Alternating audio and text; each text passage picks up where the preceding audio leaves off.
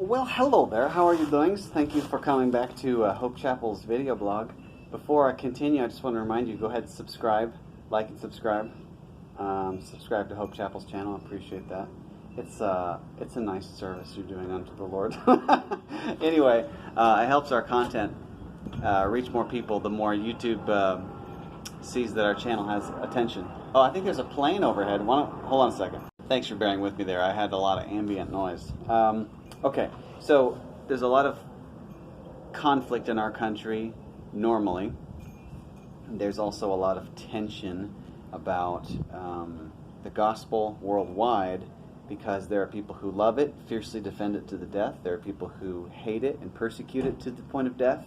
There are people who are embarrassed of it or make fun of it or who like it, but they're too scared to talk about it. There's all sorts of opinions and behaviors around the gospel. And I was just thinking about this topic of conflict, disagreement, and people speaking things against each other.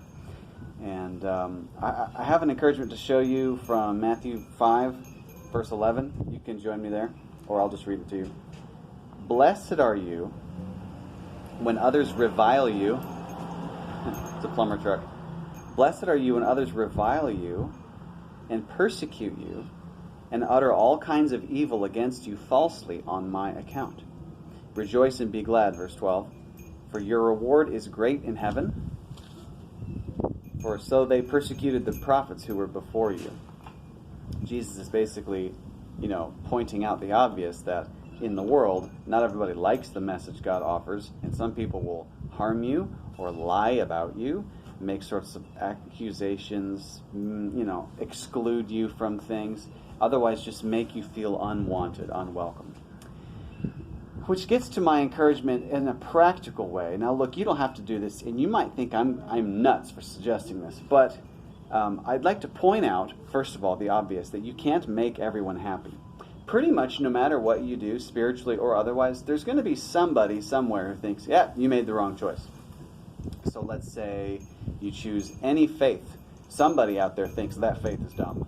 Let's say you choose no faith. Somebody out there is going to think that's dumb. Let's say you are agnostic. Somebody out there is going to make fun of you for not making a choice.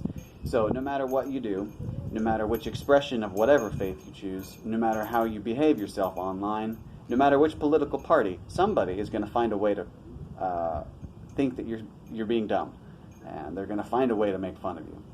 And so it'd be better to just sort of take that pill, come to grips with the fact that no matter what you do, you're not going to please everyone, and then to come to peace with it. Be at peace with the fact that whatever you do in life, somebody's going to not like it.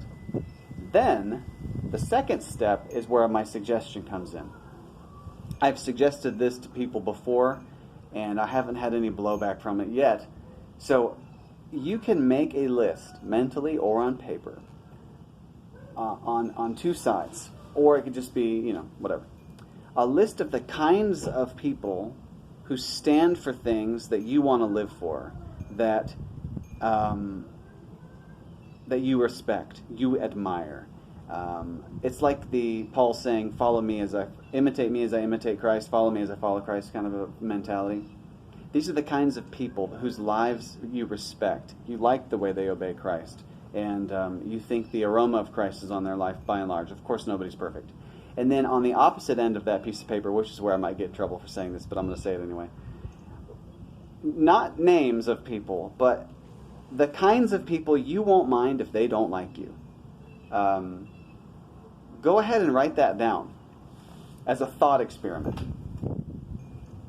And then when you're in your life making choices that you feel like, okay, I feel like I'm obeying Christ in this, but it's going to be a tough decision and it's going to be public, people are going to like it and people are going to hate it. If it lines up with the list of values you already decided you're okay with these people liking this choice and those people hating it, and you already made up your mind, it's okay if some people hate what I'm about to do, then that will be some sort of a subconscious confirmation that you probably are going in the right direction if you feel scared to pull the trigger. There have been plenty of times in my life where I felt really timid about putting things on the internet or talking to somebody, a friend, neighbor, a coworker. Then I remember in my mind, sometimes a decision's hard to make. And I think Christ is leading me in this direction. But just as emotional support, let me think about the kinds of people I respect. They would encourage me in this. Let me think about the kinds of people whose opinions I have no respect for whatsoever. Yeah, they're going to hate it, but I'm already at peace with this dichotomy. And so it helped me to go forward. I don't know if doing this is going to help you. If you think this is weird, just forgive me and roll on. Appreciate you watching. Thanks.